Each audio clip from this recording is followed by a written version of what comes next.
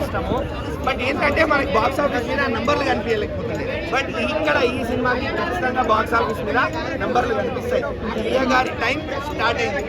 అక్కినేని ఫ్యామిలీకి అండేలతో నాగ చైతన్య స్టార్ట్ చేశాడు. ఇప్పుడు ఇక్కడ మన అయ్య గారు కంటిన్యూ చేస్తున్నారు. నెక్స్ట్ నాగార్జున గారి సినిమా కూడా వస్తుంది కదా, హ్యాట్రిక్ కొడతారని అనుకుంటున్నాను నేనైతే. మాత్రం ఈజీగా 100 crores సినిమా అయితే మాత్రం నాకు అనిపిస్తుంది. బట్ యా, కలెక్షన్స్ నెంబర్స్ అవన్నీ పక్కన పెట్టేస్తే స్కోప్ బ్లాక్ బస్టర్ తురుమని నేను చెప్పను, ఎందుకంటే cinema as it floss. But అదే కదా బ్యూటిఫుల్. ఎందుకంటే ఎక్కడైతే మైనసెస్ ప్లసెస్ ఉంటాయో అక్కడ ఆబ్వియస్లీ మైనస్ ఉంటాయి, ఉండాల్సిందే.